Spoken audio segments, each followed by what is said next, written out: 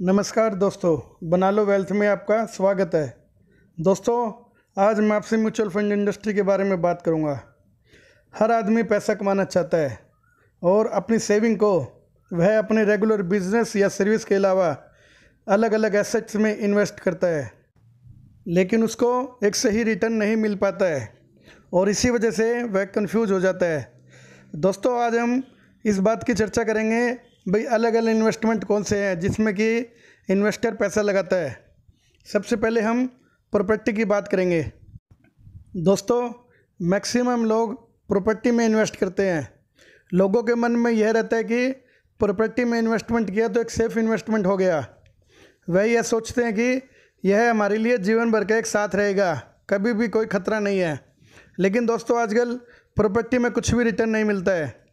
अगर आप इसमें पैसा लगाते हैं और वो 5 साल तक अगर वो कुछ भी नहीं बढ़ता है तो उसकी वैल्यू ही ख़त्म नहीं होती है जो पैसा आपने लगाया है, बल्कि आपको एक ब्याज का नुकसान भी होता है। दोस्तों, प्रॉपर्टी में इन्वेस्ट का दूसरा सबसे बड़ा नुकसान यह है कि इसमें लिक्विडिटी की प्रॉब्लम है। दोस्तों, आप प्रॉपर्टी में इन्वेस्ट करते हैं, लेकिन अगर आपको इमरजेंसी में पैसे की ज़रूरत पड़ गई तो आप उस प्रॉपर्टी को सेल करके पैसा तुरंत नहीं ले सकते हैं। कभी कभी तो प्रॉपर्टी सेल होने में कई साल लग जाते हैं और आप अपने पैसे को यूज भी नहीं कर सकते हैं।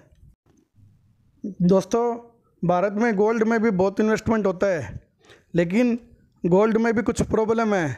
जैसे कि आप अगर गोल्ड घर पर रखते हैं तो उसको चोरी होने का खतरा रहता है। दूसरा, गोल्ड का प्राइस आजकल बहुत बढ़ गया है और किसी भी समय वह डाउन आ सकता है। तो गोल्ड में फ्लक्चुएशन बहुत रहती है और आपको एक सॉलिड या कंफर्म रिटर्न मिलना बहुत मुश्किल हो जाता है। दोस्तों, अभी एक साल में गोल्ड का प्राइस लगभग 30 से 40% बढ़ गया है, लेकिन आप अगर पिछले 6 साल का रिकॉर्ड देखेंगे तो एवरेज में 5% भी ईयरली रिटर्न नहीं मिलता है। तो दोस्तों, गोल्ड में भी कंफर्म रिटर्न कुछ भी नहीं है। दोस्तों, हमारे देश में एफडी में भी बहुत इन्वेस्टमेंट होता है।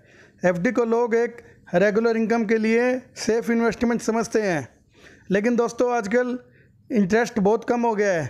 एफडी में रिटर्न 5 से 6% ईयरली मिलता है, साथ ही उसमें टैक्स भी लग जाता है, जिसकी वजह से रिटर्न बहुत कम हो गया है। दोस्तों, अगर हम इन्फ्लेशन को चेक करें तो एफडी में जो रिटर्न आता है वह इन्फ्लेशन को भी पार नहीं कर पाता है, जिसकी वजह से हमने जो पैसा लगाया है उसकी वैल्यू हर साल कम होती जाती है और हमारे को एक नेट लॉस होता है।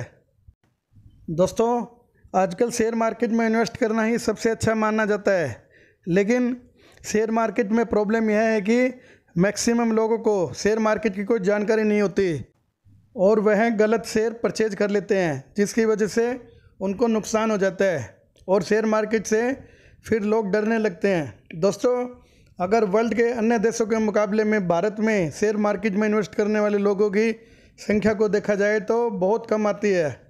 दोस्तों, इन सब से बचने के लिए आपके पास एक सबसे बढ़िया इन्वेस्टमेंट करने का तरीका है, वह है म्यूचुअल फंड। म्यूचुअल फंड में आपका पैसा बड़े बड़े एक्सपर्ट जो कि शेयर मार्केट के बारे में, सभी कंपनियों के बारे में अच्छी जानकारी रखते हैं। दोस्तों, लोग म्यूचुअल फंड में इन्वेस्ट करते भी हैं, लेकिन पिछले कुछ समय से शेयर मार्केट गिरने की वजह से म्यूचुअल फंड में भी रिटर्न नहीं मिल रहा है। तो लोग कंफ्यूज है कि म्यूचुअल फंड में भी इन्वेस्ट करें या नहीं करें। तो दोस्तों, यह कोई सोचने का विषय नहीं है। शेयर मार्केट में गिरावट हमारे लिए एक अपॉर्चुनिटी लेके आती है। आज हम यही चर्चा करेंगे कि भारत में म्यूचुअल फंड इंडस्ट्री का ग्रोथ क्या है, फ्यूचर क्या है। दोस्तों, वर्ल्ड मार्केट में टॉप म्यूचुअल फंड कंपनी के मुकाबले में अगर हम भारत की कंपनियों का पोजीशन चेक करें तो कुछ भी नहीं है। आपको मालूम पड़ेगा भारत की कंपनियों की वैल्यू वर्ल्ड की टॉप कंपनियों के मुकाबले में 0 है। सबसे पहले तो आपको यह देखना है कि वर्ल्ड की बड़ी बड़ी कंपनियां भारत की फ्यूचर ग्रोथ को लेकर क्या सोचती है। दोस्तों, इसका सबसे बड़ा एग्जांपल मैं आपको देता हूं रिलायंस से। दोस्तों, पिछले 3 महीने में आपको मालूम है कोरोना की वजह से पूरा वर्ल्ड के अंदर एकदम सब कुछ लॉकडाउन हो गया है, लेकिन फिर भी उन हालात में भी रिलायंस जियो ने पिछले 3 महीने में वर्ल्ड की बड़ी बड़ी कंपनियों से लगभग 1,20,000 करोड़ रुपए का इन्वेस्टमेंट हासिल किया है दोस्तों, जिसमें फेसबुक जैसी बड़ी बड़ी कंपनियां भी है। आप खुद सोचिए, इतनी बड़ी बड़ी कंपनियां अगर कोरोना काल की महामारी के अंदर भी इतना बड़ा अमाउंट रिलायंस जियो में इन्वेस्ट कर रही है, तो इसका एक क्लियर मतलब यह है कि भारत की फ्यूचर ग्रोथ को दुनिया देख रही है। तो आप देश में रहते हुए भी उस ग्रोथ को क्यों नहीं देख पा रहे हैं। दोस्तों, भारत 135 करोड़ लोगों का देश है। पहले हम इसी पॉपुलेशन को एक कमजोरी के रूप में देखते थे, लेकिन अब यह हमारी ताकत है, क्योंकि हमारे देश के लोगों की आदत है कि सेविंग करना और उसको इन्वेस्ट करना। दोस्तों, यही आदत म्यूचुअल फंड इंडस्ट्री के लिए एक अपॉर्चुनिटी है। भारत की म्यूचुअल फंड इंडस्ट्री ही देश की तरक्की का पैरामीटर है। अगर हम वर्ल्ड लेवल पर भारत की म्यूचुअल फंड को देखें तो एक बहुत बड़ा झटका लगेगा, क्योंकि दुनिया की 50वें नंबर की म्यूचुअल फंड कंपनी का टोटल AUM भारत की सभी म्यूचुअल फंड कंपनियों को मिला लें तो भी उससे ज़्यादा है। दोस्तों, भारत की टोटल म्यूचुअल फंड कंपनियों का मिलाकर AUM यानी कि asset under management 25 lakh crore रुपए के करीब करीब है, जबकि दुनिया की 50वें नंबर की सबसे बड़ी म्यूचुअल फंड कंपनी जूलियस बार सिक्योरिटी का AUM 403 अरब डॉलर यानी कि लगभग 31 लाख करोड़ रुपए है। तो दोस्तों, आप देख सकते हैं कि 50वें नंबर की कंपनी भी भारत की सभी कंपनियों को मिलाकर भी उससे बड़ी है।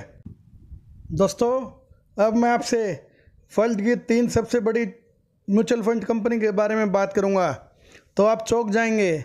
आपको लगेगा कि अभी तो भारत में म्यूचुअल फंड इंडस्ट्री की शुरुआत ही हुई है, अभी तो भारत की कंपनियों को बहुत ज़्यादा तरक्की करनी है। सबसे पहले दोस्तों, ब्लैक रॉक फंड, इसका AUM 500 लाख करोड़ रुपए का है। दोस्तों, यह वर्ल्ड की सबसे बड़ी म्यूचुअल फंड कंपनी है। वैनगार्ड फंड, इसका AUM 470 लाख करोड़ रुपए का है। चार्ली स्क्वैब फंड, इसका AUM 250 लाख करोड़ रुपए का है। दोस्तों, यही नहीं, अगर आप वर्ल्ड की 100 सबसे बड़ी म्यूचुअल फंड कंपनियों को देखेंगे तो भारत की कोई भी कंपनी वर्ल्ड की 100वीं कंपनी का भी मुकाबला नहीं कर सकती है। भारत की सबसे बड़ी म्यूचुअल फंड कंपनी वर्ल्ड की 100वीं सबसे बड़ी म्यूचुअल फंड कंपनी से भी छोटी है। दोस्तों, अब आप खुद सोच सकते हैं कि भारत की म्यूचुअल फंड इंडस्ट्री की तो अभी शुरुआत हुई है। 135 करोड़ की पॉपुलेशन अब हमारी कमजोरी नहीं है, हमारी ताकत बन चुकी है, क्योंकि इतनी बड़ी पॉपुलेशन अपने आप में एक दुनिया है, जो कि भारतीय कंपनियों के लिए एक बहुत बड़ा बाजार है।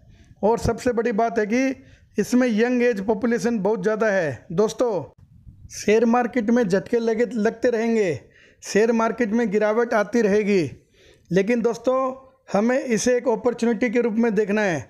म्यूचुअल फंड इंडस्ट्री हमेशा झटकों का वेट करती है, क्योंकि झटका लगते हैं, गिरावट आती है, तो म्यूचुअल फंड इंडस्ट्री को कम रेट पर अच्छे शेयर खरीदने को मिलते हैं।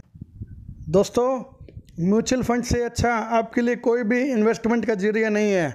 आप म्यूचुअल फंड में लॉन्ग टर्म में इन्वेस्टमेंट कीजिए, आपको एक एवरेज में 15% के रिटर्न तो आराम से मिल जाता है।